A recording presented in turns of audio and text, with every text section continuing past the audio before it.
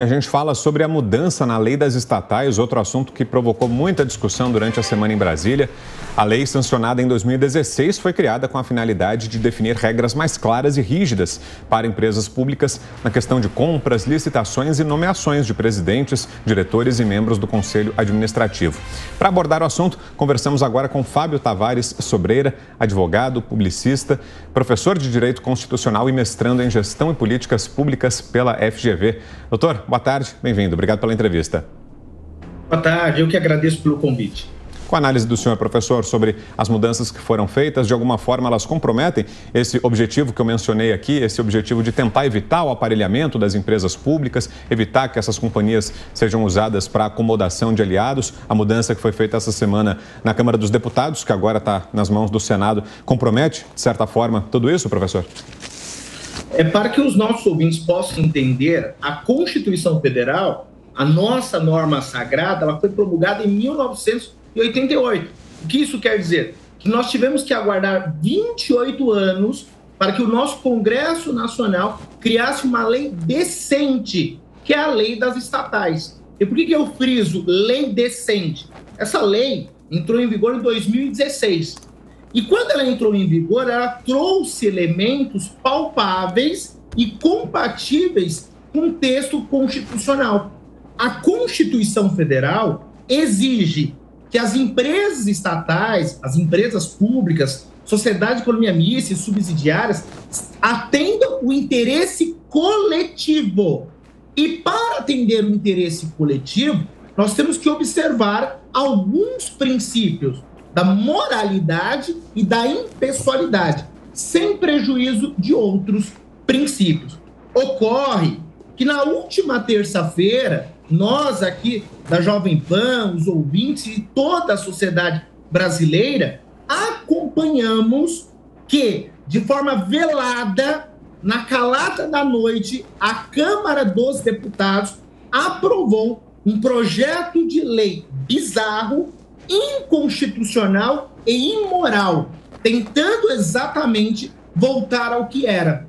Para que todos possam ter uma ideia, essa lei, a lei das estatais, a 13.303, que veio somente depois de 28 anos, além dela moralizar a atividade, a exploração econômica pelo Estado, ela profissionalizou a gestão pública. E o que é profissionalizar a gestão pública? É exatamente tratar uma companhia, tratar uma empresa pública, uma sociedade de economia mista, uma estatal, com eficiência, com probidade, com moralidade. Agora, nós tínhamos na lei, aliás, nós temos ainda, que nós ainda dependemos do Senado Federal. E eu rogo que o Senado Federal, pelo menos a nova composição que toma posse a partir de 2023, não aprove o projeto de lei que foi aprovado pela Câmara. E aqui não se trata de um discurso político. Eu costumo dizer aos meus alunos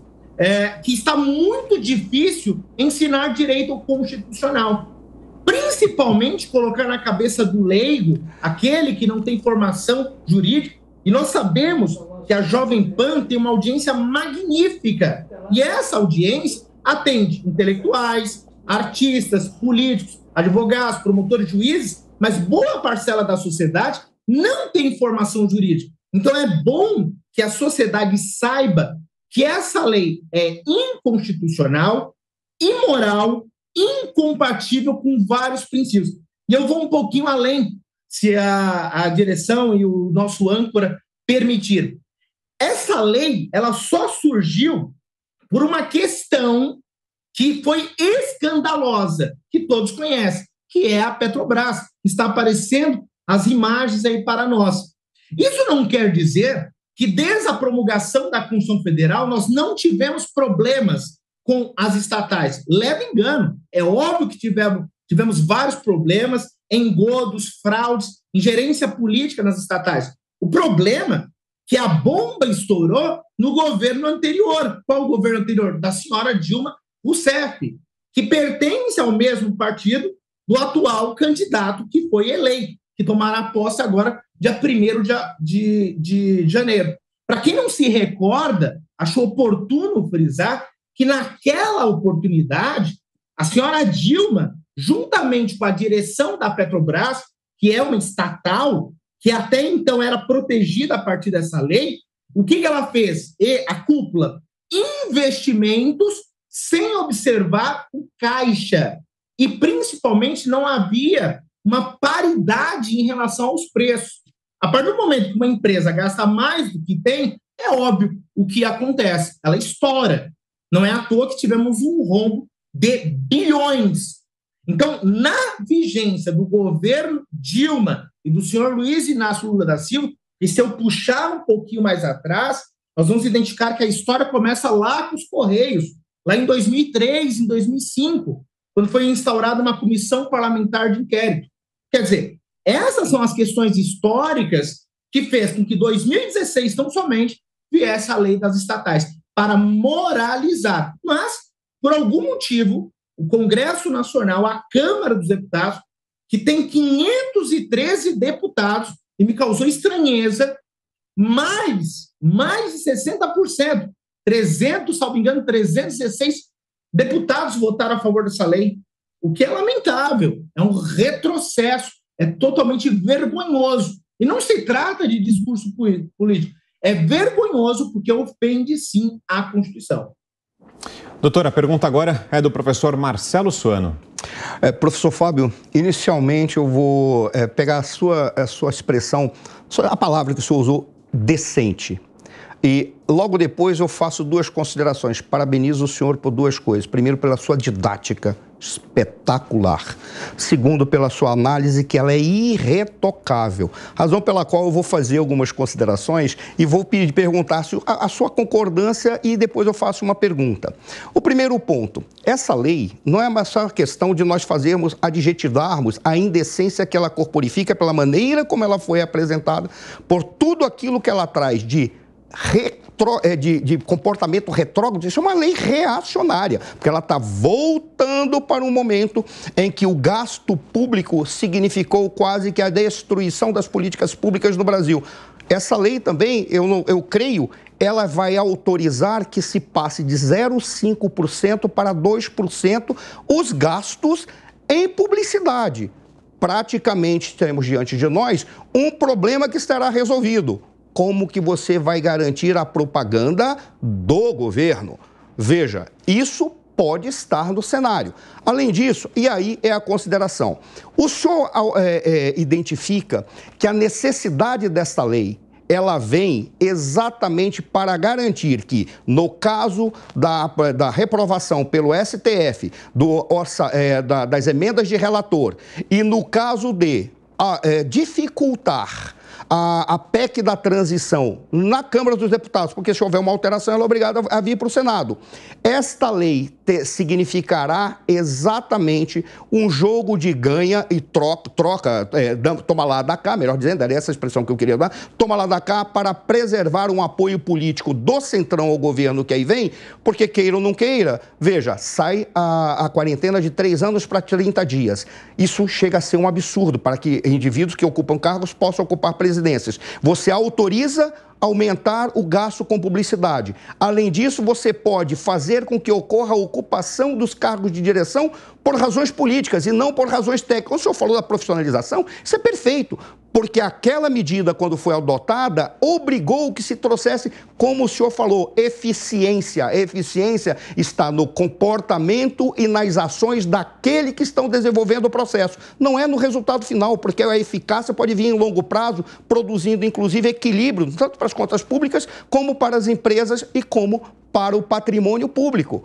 Em síntese, qual é a pergunta que eu vou fazer para o senhor agora? Diante deste quadro, suponhamos que o Congresso, que o Supremo reprove a emenda de relator. E por essa razão, a Câmara dos Deputados reprove ou não autorize a PEC da transição, mandando para lá. Qual é o quadro que o senhor identifica, tendo esses 3 elementos colocados diante de um governo que pode começar sem ter capacidade de dar conta da coligação que ele montou e sendo obrigado a acomodar tanta gente, tendo que criar mais, inflar mais a máquina pública? Qual é o quadro que o senhor desenharia? Numa construção de cenário, não futurologia. Professor Marcelo, antes de mais nada, saiba que muito me honra fazer parte dessa bancada com o professor e fico muito agraciado, muito obrigado pelo elogio. Pegando o gancho do professor e tentando responder à pergunta do mestre, nós temos que ter em mente, professor, que o PT e principalmente a política que nós identificamos nos últimos anos, ela sempre trabalha com porto seguro. Então, o professor foi muito cirúrgico e pontual. Na verdade, essa questão dessa alteração das leis das estatais é um porto seguro. Se tudo der errado no STF, se o STF, o Lewandowski e o Gilmar Mendes fizerem o que nós, professores de direito constitucional, esperamos, declare inconstitucional, não aprove essa proposta de emenda constitucional totalmente incompatível com a Constituição, nós teremos o plano B. Qual que vai ser o plano B? Exatamente, colocar nas estatais, porque a sociedade civil, professor Marcelo, se me permite, ela só vê Petrobras e Banco do Brasil. Só que nós temos estatais no âmbito federal, essas são as principais, no âmbito federal, âmbito estadual e âmbito municipal. Então, nós temos uma gama de estatais que serão ocupadas por pessoas que serão indicadas, atreladas ao partido, ou será aquela política do ganha-ganha, da troca, né, como o professor bem disse, e vai indicar pessoas que não vão se preocupar com compliance, com comportamento adequado que se espera dessas grandes empresas. Até porque, normalmente, a mídia, né, isso aqui eu tenho que tirar o chapéu para a Jovem Pan, porque ela se preocupa com a lei, ela se preocupa com a Constituição. Então, os comentaristas, além de se posicionarem, muitas vezes politicamente, mas traz um argumento pautado na norma, pautado na Constituição. Então, nós temos que levar em conta que se eventualmente o STF fizer o que deve ser feito, guardar a nossa Constituição, declarar inconstitucional a PEC do orçamento, que até então era orçamento secreto, agora são as emendas do relator, com certeza, eles vão fazer de tudo para aprovar essa lei, aprovar essa alteração à lei das estatais. Por quê? Como o professor bem disse, a lei fala em 0,5. Eles querem quadriplicar. Isso, com certeza, nós vamos controlar esse valor como? E tem mais um detalhe. Quando nós falamos em estatais, normalmente quando nós olhamos para o Banco do Brasil, para a Petrobras, nós sabemos que o acionista majoritário é a União. Só que a União é uma pessoa jurídica, é uma personificação que trabalha em prol do povo brasileiro. Então, por mais que a União seja tenha as cotas, tenha a maioria das cotas dessas empresas estatais, quem coloca dinheiro lá somos nós. E o resto do capital é dividido para os acionistas minoritários. Então, quando eu me deparo com a indicação, por exemplo, do senhor Aloysio Mercadante, nada contra, é como diz a Constituição, não é nada pessoal, mas você não pode. Você conhece alguma coisa de mercado de capitais? Por algum motivo você fez campanha, você apoia um partido? Sim. Salvo engano, a assessoria do PT alegou o seguinte, mas ele trabalhava, mas não era remunerado. Mas na lei das estatais não está escrito isso. Qualquer atividade, qualquer influência com qualquer partido não pode, porque vai ter ingerência política.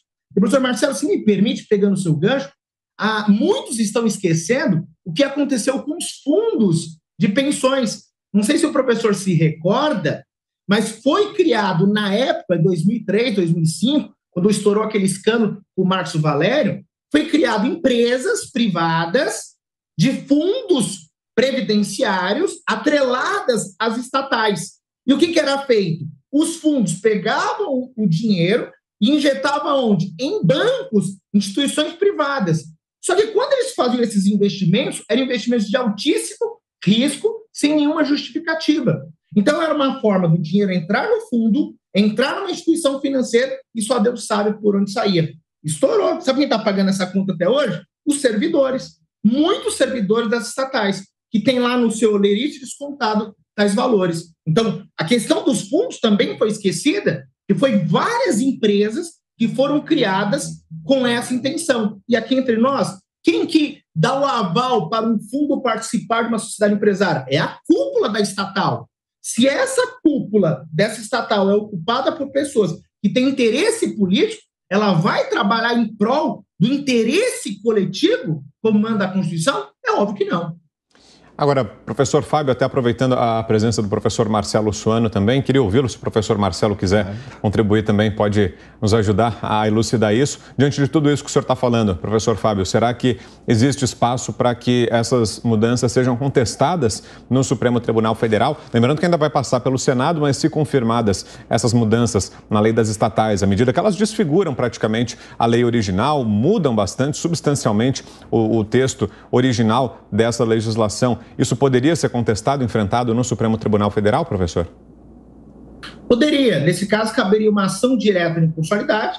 Ela só pode ser proposta por um rol taxativo que está lá na Constituição, no artigo 103, dentre eles o presidente, que nunca seria autor dessa ação, o procurador-geral da República, a mesa do Senado, a mesa do Câmara. Então, tem alguns legitimados que podem provocar o Supremo Tribunal Federal, mas que nunca irão provocar. Então, resta a entidade classe de âmbito nacional, uma confederação sindical, o Conselho Federal da OAB. Eu acho pouco provável a OAB propor esse tipo de ação. Por quê? A OAB está se deparando com várias arbitrariedades, ilegalidades, e não se pronuncia. Uma instituição extremamente séria, importante. Então, respondendo à pergunta objetivamente, sim, o STF pode ser provocado por uma ação direta de inconstitucionalidade. Segunda questão, se me permite, o STF deve declarar inconstitucional se essas alterações forem aprovadas pelo Senado Federal? Sim! Princípio da moralidade e da impessoalidade foram vilipendiados. O que é o princípio da impessoalidade? É como se eu fosse exatamente o presidente da República e eu gosto muito do professor Marcelo, mas eu digo, professor Marcelo, não é nada pessoal, mas eu não posso te nomear, porque você não tem experiência, você não conhece de mercado de capitais, e se eu te nomear, eu sei que você vai puxar a sardinha para tudo aquilo que eu penso. Então, nós estamos cada vez mais, por isso que eu disse no começo, está difícil ensinar direito constitucional. Nós estamos entrando em becos e ficando sem saída. E o único que pode controlar a atividade jurisdicional do STF é o Senado. Só que aí eu vejo a televisão ontem, eu vejo o doutor Rodrigo Pacheco ao lado do ministro Ricardo Lewandowski. E aí eu ensino os meus alunos que nenhum juiz, conforme a Constituição, pode se pronunciar sobre processo em andamento. Eu não sabia, eu não consegui distinguir ontem quem que era o político, se era o Ricardo Lewandowski ou o Rodrigo Pacheco. Quer dizer, os meus alunos devem olhar para mim e para outros professores de direito constitucional e falar: vocês estão malucos, vocês estão ensinando tudo errado. Não, ninguém está ensinando errado. O problema é que ninguém está respeitando a Constituição. Como eu sempre digo, o poeta já dizia, todos acreditam no futuro da nação, mas ninguém respeita a Constituição. Se continuar dessa forma, não temos futuro. Concorda, professor Marcelo? É irretocável mais uma vez. Eu só complementaria, porque o professor Fábio foi muito elegante, quando ele pegou e disse: eu não acredito que alguma entidade, ou sociedade civil, ou partido irá provocar o Supremo, até pelo seu viés político. Essas entidades que poderiam fazê-lo não o farão. Eu acrescentaria dizer, certamente, se uma vez provocado, eles não atuarão ou julgarão, observarão de acordo com os preceitos constitucionais, porque cada vez mais, e aí eu trago para mim, professor, para não colocar este problema nas suas mãos, porque o senhor é um constitucionalista e não poderia de forma alguma alguém estar dizendo que o senhor estaria fazendo qualquer suspeita ou indício ou temor do Supremo Tribunal. Então eu trago para mim esta afirmação. Eu tenho convicção de que, por estar totalmente politizado e ideologizado não é o problema é estar politizado o Supremo Tribunal Federal. As suas decisões seriam vinculadas às necessidades do governo ou necessidades das lideranças políticas com as quais eles trabalham. Porque, como o senhor muito bem colocou, hoje é muito difícil falar para qualquer estudante de direito, para qualquer jurista de início de carreira, a tentar entender como se dá corretamente um sistema jurídico e um processo jurídico num país em que isso foi jogado de lado pela politização das instâncias jurídicas, em especial o Supremo Tribunal Federal. Esse era o complemento que eu faria. Certamente, independentemente da provocação, caso isso aconteça, o Supremo, eu apostaria que diria: não, nós recusaremos essa provocação. Por quê? Porque isso não está ferindo nada a impessoalidade, não está ferindo nada a transparência, até mesmo porque são termos que têm sido, e nós temos observado no Supremo Tribunal Federal, cada expressão, cada termo e cada conceito estão sendo reinterpretados e redefinidos de acordo com as necessidades políticas do momento. Essa é uma convicção que eu tenho. Não coloco esta bomba em suas mãos para não lhe trazer problema. Eu assumo, mas é o que eu complementaria naquilo que o senhor falou, que é irretocável. Agora, doutor Fábio, Marcelo, por favor, pode seguir. Professor Marcelo, olha que triste, né? O professor, mestre, eu, um simples professor, nós temos que nos poupar, nos policiar daquilo que nós estamos falando. O professor, gentilmente, na condição de jornalista, sabe que tem uma liberdade de expressão consagrada pela Constituição, e eu, como cidadão, também. Só que se o professor não faz esse tipo de observação, com absoluta certeza, eu posso ter meu Instagram bloqueado, posso sofrer qualquer tipo de perseguição. É insano entrar em sala de aula e dizer: ó, eu tenho liberdade de expressão. A partir do momento que a minha expressão não atenta contra a honra de ninguém, não se trata de uma ofensa, eu não estou vilipendiando nem a honra subjetiva, objetiva de A, B ou C. Nós estamos tratando de ideias, tratando das instituições, questões de interesse nacional. Eu tenho que tomar cuidado com o que eu digo. É surreal, professor. E curiosamente, caso se o afete ou atinja a honra de alguém, já está tipificado os crimes contra a honra. Isso já está colocado no cenário. O problema é, antecipadamente, o senhor ser impedido de se manifestar sob a possibilidade de que o senhor poderia atingir a honra de alguém. Isso tem um termo: censura.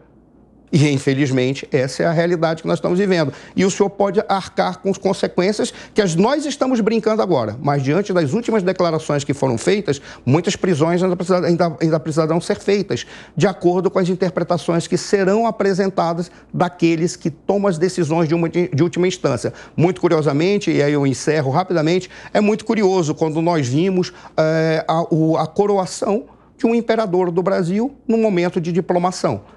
Porque ali o imperador não foi o diplomado. O imperador foi aquele que deveria apenas ter encerrado o processo, dizendo: a cumprir meu papel como subordinado, subsidiário, porque eu sou o intermediário. Eu não sou a personalidade que deve ficar sob o holofote. Infelizmente, essa é a realidade que nós estamos vivendo. Muito bem, quero agradecer muito aqui a presença do doutor Fábio Tavares Sobreira, ele que é advogado, publicista, professor de Direito Constitucional e mestrando em Gestão e Políticas Públicas pela FGV. Obrigado mesmo, professor, pela presença aqui com a gente nessa tarde de sábado. Um bom final de semana. Obrigado pela oportunidade, obrigado, professor Marcelo, e obrigado aos ouvintes da Jovem Pan. Contem comigo sempre.